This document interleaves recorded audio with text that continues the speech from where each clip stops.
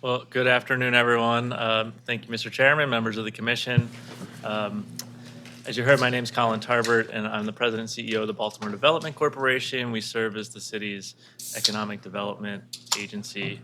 And I'm joined with Brennan Murray, our assistant managing director for business and neighborhood development, who helped put this presentation together. So we want to acknowledge him and thank him for his efforts. It looks like if I do this in 35 minutes, you guys will be back on track. So I'll do my best. Yeah, we're going to go with that. You can go to the next slide. So our North Star is Baltimore Together. A number of you participated in Baltimore Together, which is our comprehensive economic development strategy. That's a SEDS in our nomenclature.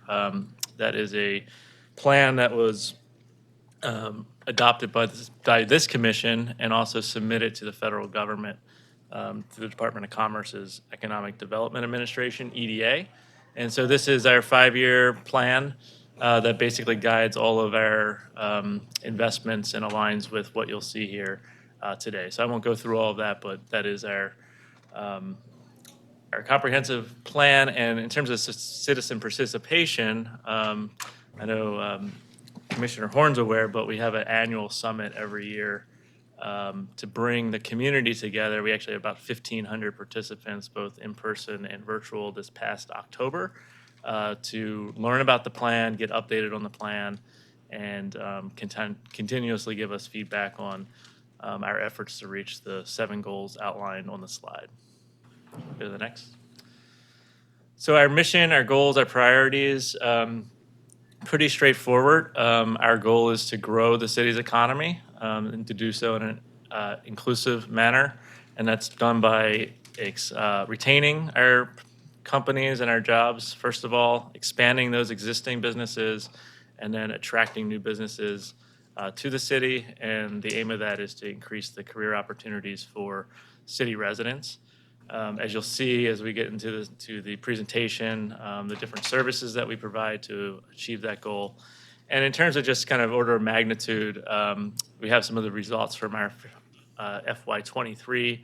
We call it regular programming. That differentiates from a lot of the programs that we launched during COVID.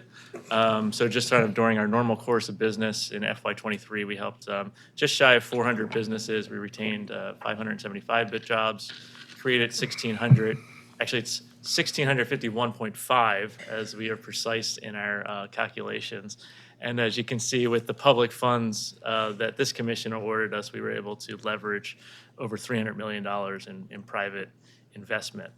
On the sort of non-regular programming, we created what's now called the BASE network. That's Business Assistance and Support for Equity during COVID to specifically focus on BIPOC-owned small businesses that needed help recovering from the pandemic. And so in FY23, we awarded grants to over 230 in that fiscal year. The total amount's actually closer to 500 over the past fiscal years.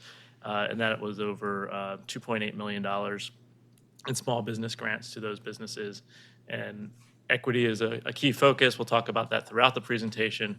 But just in terms of the number of businesses that were BIPOC owned, it was 88%. So the vast majority of those businesses were owned by people of color. Next slide.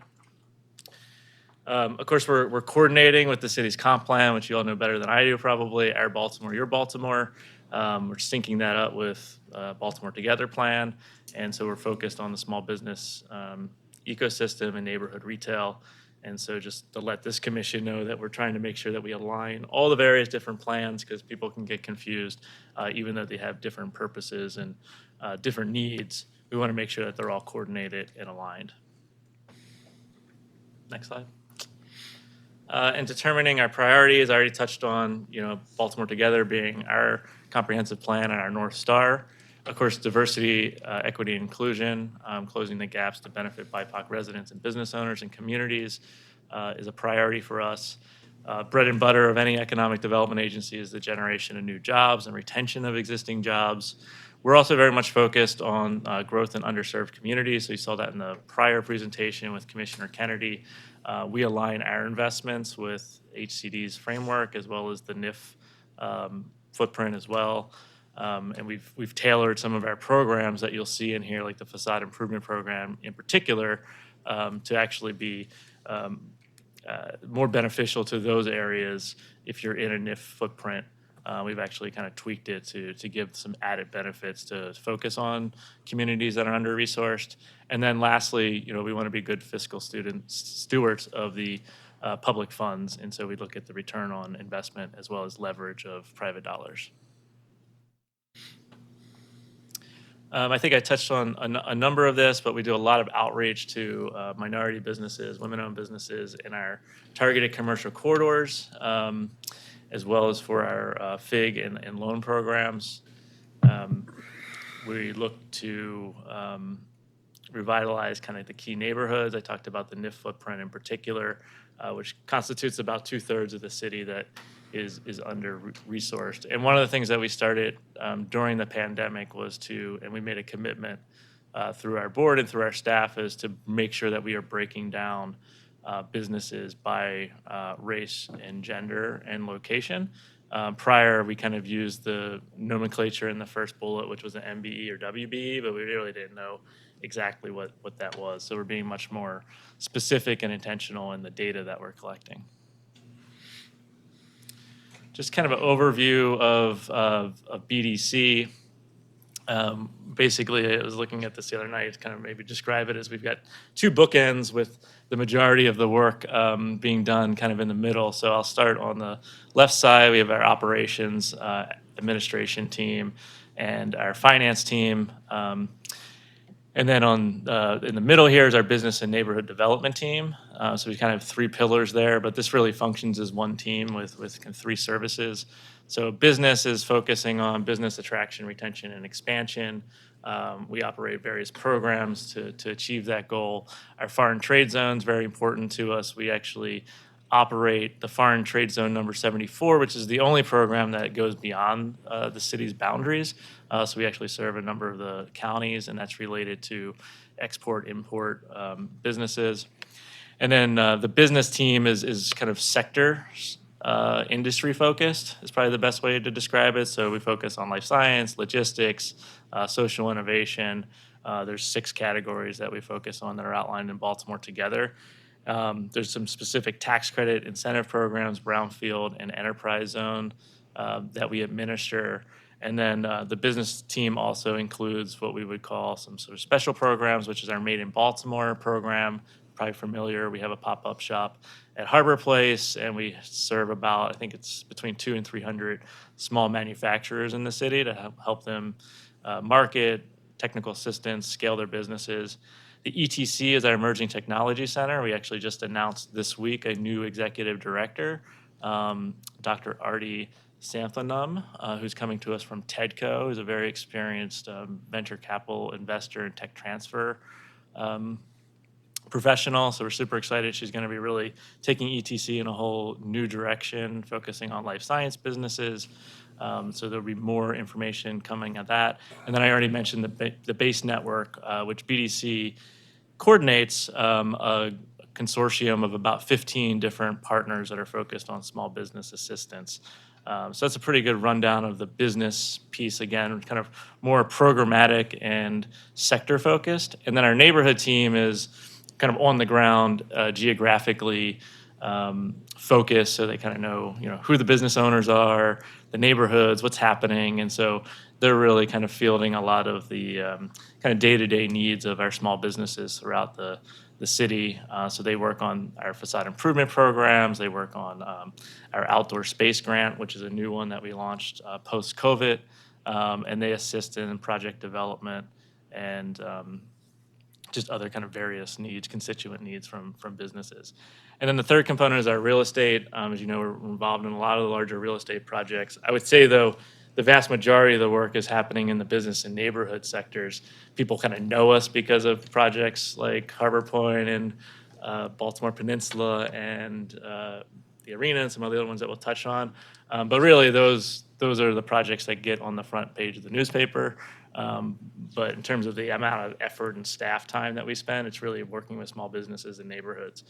And then lastly, kind of the other bookend that helps the business and neighborhood development team is our strategic research and analytics team. And so they are focused on data collection, they're focused on GIS mapping, equity metrics and tracking, and they really kind of led the Baltimore Together SEDS process as well. Some of the critical issues, this has not really changed, and I think the last couple of years that I've presented it, we're still seeing some level of ongoing effects post-COVID, but that has kind of subsided with the exception of maybe the hospitality industry. Wide economic racial disparities, those are clearly still an issue, although we are tracking that year to year. And so over the next 5 years of Baltimore Together, we'll have very specific metrics to see if we are closing those gaps or not. Clearly, there's a lot of work to be done, so we'll see how much progress we made. There's still disinvested neighborhoods, as you guys know, and we haven't seen kind of an uptick yet in the BIPOC-owned business in terms of revenues. We have a number of businesses, a large percentage of the businesses are owned by people of color, but the revenue that's generated by those businesses is far less than non-minority owned businesses. And so that's something that we certainly want to address and change. The goals listed there are the 7 goals of Baltimore Together, so I won't read those to you. Kind of focused on some of the real property that BDC oversees on behalf of the city. We actually don't own any property, but we oversee some of the property that the city owns, mainly for disposition and redevelopment. That's our main goal with these. I wanted to just kind of give you a snapshot of the vast majority of the properties that we own are on the downtown's west side. Somewhat of a legacy from years ago when they tried to redevelop much of the west side. So we started tracking this, I don't know, probably about 10 years ago in terms of what we had left. And on the west side, we had about 77 properties. So the pie chart basically shows you that a little bit more than half of those have been essentially resolved through either new construction, demolition, or rehabilitation. So we're making good progress. There's about 45% of those properties pending disposition. I think basically all of them are under some level of contract or negotiation, maybe with 1 or 2 minor exceptions. So the vast majority of those 45% are what people know as the super block, Howard Lexington now, which is actually only a portion of what used to be the super block. So I think that represents really good progress in terms of being able to get those properties back into private hands and on the tax rolls. And then the last piece, I guess, that we also focus on pretty heavily is the Inner Harbor. And so there's a lot going on with the Inner Harbor, which is really exciting. But you'll see in here we have a pretty steady request to you all to keep things in relatively good shape until they can really be rehabbed. As you know, anything related to the water is typically expensive and has lots of maintenance. And so we'll show you some pictures of that later.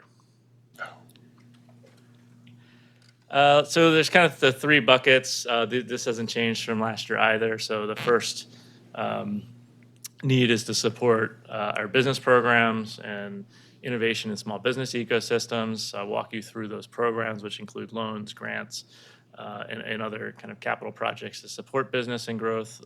Much of that is focused on facade improvement grants. And then 2 is to support equitable neighborhood development. So we're working on trying to get projects built and improved throughout the city, primarily in our more disinvested neighborhoods. And then 3, we do occasionally get kind of requests through other partners, whether it's public markets, I think has come through us, Waterfront Partnership has come through us as well. Activities, I think we're going to go through all of this in detail, so I think we can go to the next slide. Yeah, so we'll just jump in here. So in terms of citywide business assistance and financing, our programs are listed here. So facade improvement programs, and we'll show you pictures of what we've done, what we're doing, and what we plan to do. It's probably our most popular program and the one that we're usually oversubscribed for. And so we'll go through those. The microloan program, you'll see 0 here. You'll see 0 in our requested FY25 as well. We haven't done many microloan programs or micro loans, mainly because of the amount of grant money that has come out during the pandemic. We're now starting to see an uptick in interest for microloans. Microloans kind of range from $5,000 to $30,000 due to the fact that the grant money has dried up and interest rates are, much higher now than they were pre-pandemic. So we're not asking for funding in 25, as you'll see, but we do anticipate that being needed in the future. Industrial and commercial financing program. These are for larger projects, larger businesses to purchase inventory, to purchase buildings and real estate. So you'll see some of the projects that we're proposing.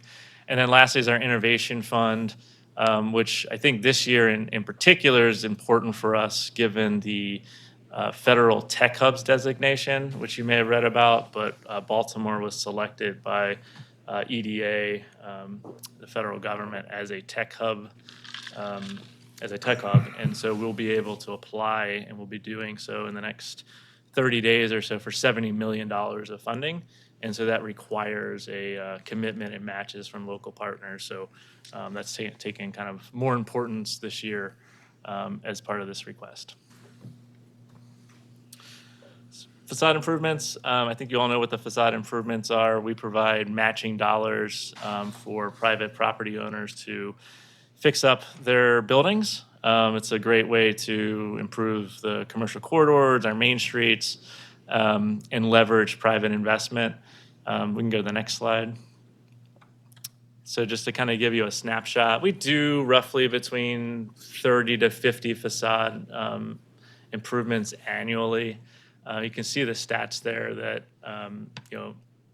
about half are minority-owned companies, and sort of between 20% and a third are women-owned businesses. We've been doing a lot more outreach, in particular, to try to continue to improve those numbers. And again, this leverages private investment. So for every dollar we put in, they're basically putting in a dollar as well.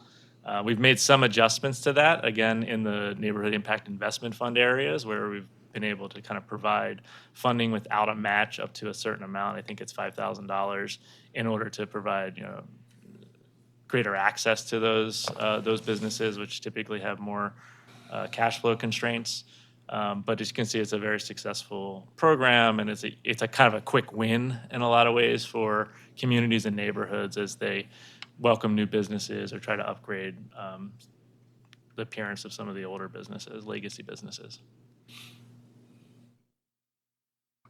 Our industrial commercial financing programs, again, these are typically loans. They're usually kind of come in three categories. We don't do very many forgivable loans. These are pretty much straight up loans. Some exceptions are made depending on job creations and location. We also provide loans in situations where we're matching the state's Department of Commerce. So they have a program that requires a local match of 10%, which again is like great leverage for Baltimore City. So there's those as well. And then there's just sort of straight up commercial loans that we provide to businesses. And you can see they're pretty spread out throughout the city. These were the loans that we did in FY 23. So the total, I kind of broke this down a little bit differently. This may have been a question that Commissioner Horn asked many years ago, but in terms of the total amount that we did, it was $850,000. 40% of those were MBEs companies, but 53% of the total funds were awarded to MBEs. So not just counting the business if they're owned by a person of color, but also the amount of funding that's going to those businesses. And so this year we have a fairly modest request of $250,000 in the budget. But you can see it's a pretty diverse group of businesses. Alertis moved to downtown. They purchased their building, their technology company that focuses on public safety. Outlook Enterprises is actually an animation studio run by Trevor Price, a former Baltimore Raven turned cartoonist. Is very successful. And Mary Harvin Transformation Center, this is actually a workforce development project with Bishop Hickman. Early Term Ventures is a really unique kind of I don't know, it's almost like a manufacturing invention venture studio in Carroll Camden area, and they take tech transfer from universities and they create lots of really interesting new technologies that are mainly manufacturing based. So paints and inks and 3D manufacturing, that type of thing. They purchase their building and expand it. And then Home Chef is the last one that's actually a division at Kroger. So they do all the meal prep packing. They took a significant amount of space in the new project called Harbor Logistics, which is in kind of Curtis Bay area. And they're hiring about 500 people, mostly city residents. So that was a huge attraction, new to the city for us. And that was a number of those are the ones that we, again, partnered with the state. I think actually all of them except for Mary Harvin also received state funds, which is great, again, great leverage for us. The Innovation Fund program, again, you can see the list there. If you go to the next slide, I can talk a little bit about this. So this falls directly into tech hubs. So what we're trying to do with the tech hubs designation is support companies that are involved with, in particular, life science, bio, and AI. These are the companies that we've supported in FY23. These are all kind of incubator accelerator programs that we partner with. Each one has kind of a specific track. And again, we've provide them sort of a very modest amount of funding. This is heavily leveraged. They raise a lot of private funds as well. Innovation work is focused on social entrepreneurs, in particular in East and West Baltimore. BCAN is the creatives accelerator, so they work with artists and affiliated with MICA. Hutch is digital services, which is co-located with Fearless, and they're focused on minority founders in the digital services space. And Novella Center for Entrepreneurship is also known as Conscious Venture Labs. They, again, work with social enterprises in the city.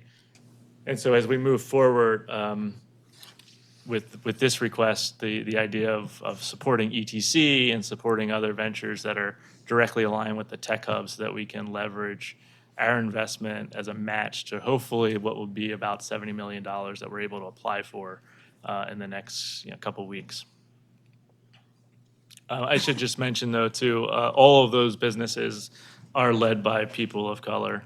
That was a very intentional choice on our part. In terms of some of the completed projects, facade improvements, these make great pictures. I think, you're probably familiar with a number of these businesses. I think there's too much to say there. The pictures speak for themselves. I did want to talk about some of the completed projects that BDC's worked on. You can go to the next slide. So I'm mentioning the CFG Bank Arena. This used zero CIP dollars. It used zero public dollars, and it was a $250 million investment. I just pointed out because it's a really cool project and I like to brag about it. I also like to point it out because we did not ask you guys for any money. And this is a city-owned facility. And if you all had to put $250 million into this, that would eat up your CIP for 4 years, I think. So 3+. Yeah, 3+. So good job. Thank you. So we try to be creative in terms of solving capital investment issues that the city has without coming directly to you. So that's why that slide is in there. The next one, Topgolf, we did use CIP funds for this. It was a combination of brownfield money that was available, as well as some of the VLT, Video Lotto Terminal, Local Development Council funding. The city's public investment did not go into the Topgolf entertainment facility. It went into restoring a waterfront park that you can see there, which is accessible to the public and needed a lot of cleanup. And now it's a beautiful park. And it also went towards the city's animal shelter, which is a partnership with Barks. So our public money went to helping animals and creating waterfront park space, not to the golf facility. So I'm just going to point that out. But those are really important aspects to making the Topgolf private investment of $70 million happen. Again, trying to leverage private investment, also making prudent public investments for the city. Some of the projects that are underway, this is kind of a typical facade improvement. You can see boarded up windows, roll down grates, and you see a rendering there of what we hope to look like. I think that one's in Old Town Mall. The building, the slide on, or the picture on the right is the current status of what will hopefully be a workforce center in Oliver. If you can go to the next slide.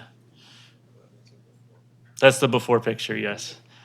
Here is Wacky Waffles. This will be the largest waffle mural in the tri-state area. I made that up, but it's probably true. And then Toki Underground, which is open now, but they're still working on their facade. So I think they're going to do some additional signage on the top there. That's along Greenmount Avenue as well. So next slide.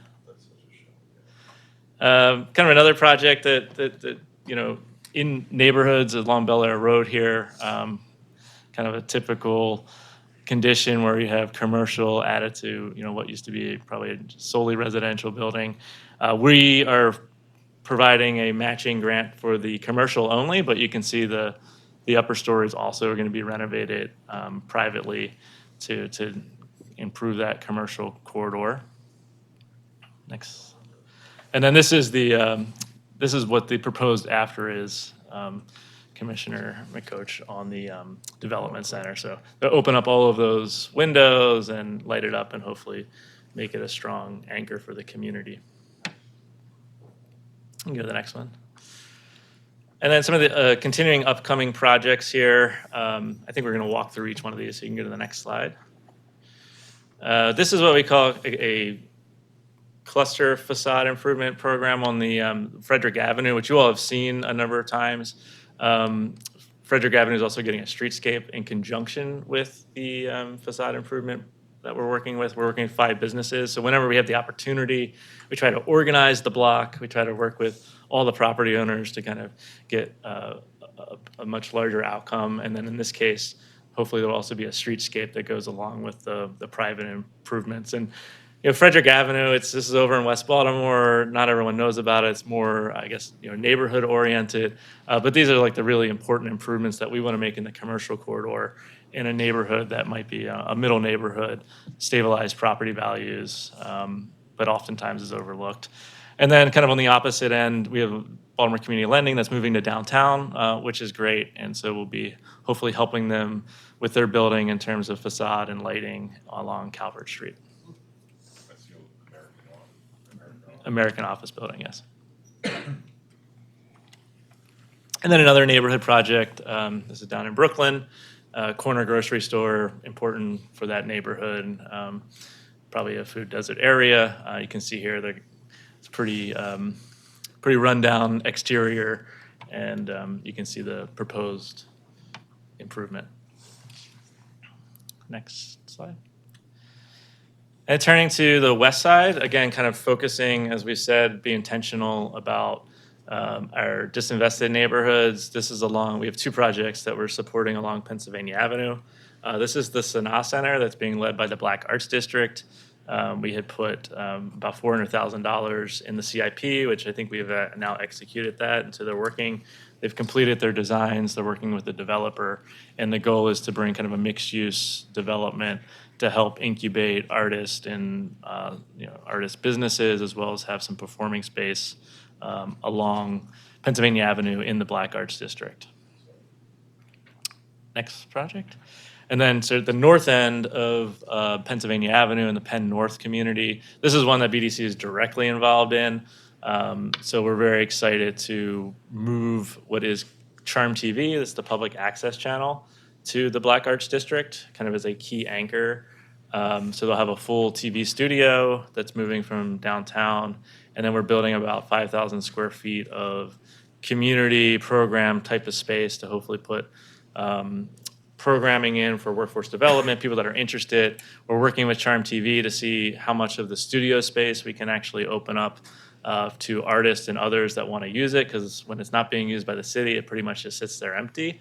And they'll have a full green screen studio. They've got great equipment. So this will hopefully be a really catalytic project. It's also happening I guess, catty corner to the new rec center, which you probably saw earlier. Former school that's being torn down, and new rec center. So we're trying to do this in coordination with other major capital investments. And of course, this is just a few blocks north of the infamous CVS that was burned during the civil unrest in 2015. And then, as I promised, we have some of the pictures from the Inner Harbor I think you guys are all familiar with. Of course, the redevelopment of Harbor Place, there's a significant amount of state funding that will be available to redo the promenades and really expand the public space. But in the meantime, we've got to kind of keep up with general maintenance throughout the Inner Harbor. So again, it's a fairly modest request of $250,000 just to keep things safe. And then the Walk on Warner, this is the entertainment corridor anchored by the casino, Topgolf. So this is underway now. It's been designed and I think it's into construction or will be in construction soon. And so this is a request. This is being funded through the local development casino funds, which are restricted to this geographical area. And then this is just a summary of our request. So I think we have hopefully what's seen as a fairly modest request of $3 million compared to some of the other requests that you see. So we try to make the most of that $3 million in terms of leverage and impact. And with that, I'm happy to answer any questions from the commission. Thank you very much. So starting off with Commissioner Jolin. Thank you, Colin. That was great. Just a question on the facade improvements. It says FY22 we spent $230, and FY23 we spent $386. So I would happily, I love facade improvement, do 1.8, but I was wondering how that is the justification number for the next year, given that it is a huge multiplier. Yeah, I think we're just basically oversubscribed every year on the program, and we've got a number of requests throughout the city that unfortunately we basically have to say no to. We've also kind of expanded the program offering. So before it was just a straight up match between the private owner and BDC. I think we would match, depending on Main Street or not Main Street, we would match up to $10,000. We've changed that, so we have a corner facade now, which goes up to 15, 25, I think. 15 and 25 in certain geographic areas. Yeah, so the grants are larger, and then we're also doing non-matching requirements for, I think, up to $5,000 in NIF areas. So those changes, which we've made based on needs and the equity, I think we can spend more money and get more money into the communities, and that's why we're asking for a significant larger amount. Awesome, thank you. I would love to suggest if it grants in the NIF areas, if you want to raise them, I would be very supportive. All right, thank you. Commissioner Collins. No questions. Great presentation. I'm always impressed with what BDC is able to do with a very small capital program, and I do agree that those facade improvements are wonderful. So thank you. Commissioner Horn. No questions, just a couple comments. As always, I mean, you're doing a great job, particularly when you came in, you really said you were going to focus on equity and making BDC an agency where people feel, no matter where they live, you have their best interests at heart, and I think you've done that. So good job. We co-sign, it's basically going to say the same thing. So save time. Vice Chair Stevenson. Thank you, Mr. Tarbert. You guys certainly do a lot with $3 million, and it's awesome, so thank you. Just one quick question. When I look at last year's budget to this year's budget, it's very similar, but two things I don't see are Madison Park North and Rashfield Phase 2. Could you give us what happened to those? So Madison Park North, I think, was going to flow through us, but I think the neighborhood impact. Brennan, you got to come up, That's okay. introduce Yeah, you can yourself, come up, let everybody know, speak in the microphone. Hello, Brennan Murray, BDC. As of this moment, they have not requested any funds. They may come to us for that at some point, but we're waiting for them. And can I weigh in on Rashfield? You'll notice a $2 million request for Rashfield within the mayoralty program this year. So it's not within BDC's program, but it is in the CIP. Great. Thank you. Thank you for answering. That was my guess, but Commissioner Allen. Colin, thank you for your presentation, and thanks to BDC for the work that they do. I appreciate your breaking down the information about Black, Indigenous, and persons of color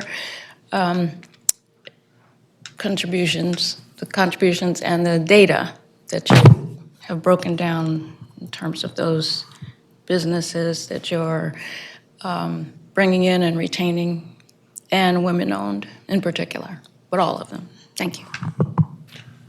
Commissioner McCoach. Nice work, Carl. I appreciate the presentation. I had the opportunity to be involved with the facade improvement program last year, in fact, on 5400 block of York Road. And what I wanted to acknowledge was prices do keep going up. And I was pleased when the owner decided, with a little bit of prompting, that they needed to do more than just throw up some fresh paint.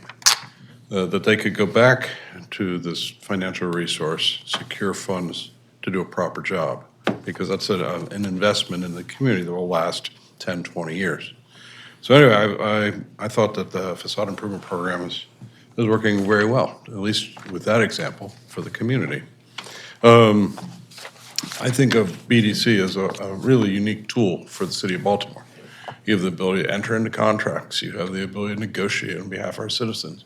You are the sort of the place where economic development, planning, and investment and neighborhood concerns come together. And I think that the fact that you've got an industrial commercial financing program, the fact you've got you're focused on equitable neighborhood development, lead me to ask you just about a project. And that is, it seems to me that for the city, BDC might be the perfect entity to weigh into the Vaughn Green funeral home consideration, in the sense that the commercial real estate marketplace, the industrial marketplace. Your focus is specifically on working with businesses and neighborhoods, and you have funding. And so I just found myself wondering if there was a role in that knotty problem of putting, we'll call it an industrial use in a residential neighborhood, if there was a role that BDC could play to assist with that. we're happy to look at it. I don't know if our team's been, reached out to yet or not on that particular project. But Sure, yeah. we can certainly look at it and partner with planning, if there's community concerns on that piece. But, happy to we look at any business in the city. Right, yeah, and you're advocates for pretty much everybody, and that's why I was just curious. Yeah, Thanks. Sure. So I want to thank you personally and professionally as part of this organization. I've said this before, and I think it's worthy of repeating every single year. You went through a very intentional process in creating Baltimore Together. It was a very comprehensive process. It was a very inclusive process. And you came up with a great document, and you've been following that document. As you say, it's your North Star. I think it's exemplary of what comprehensive plans, master plans should be. You use that on all your LinkedIn posts, all your social media. I get all the LinkedIn ones. I'm not on the other social media. And it's great. It's great to see how you're tying it back to, how we all went through this process together. We developed this plan. Now we're implementing it. And here's how these things relate back to what we said. So I want to commend you on that, commend your team on that. I wish we could give you $50 million because I think you spend the money very, very effectively. You and BCRP, to me, are like great. Sorry, Marcia. Yeah, right. But thank you very much. I have no questions for you, other than the fact that looks like you need to get home. And by the way, we just found out that Now, one of our elevators is working. Yes, we're fine. So we might have had to have canceled this meeting, but we just found out that one of our elevators is now working. So I thank you very much. It wasn't on the way up. Yeah, it was not. Did you walk up? Yeah. Bless you. Got our exercise. Bless you. All right. Thank you all so much for your support and time. Appreciate it. Thanks, you. Colin. Thank you.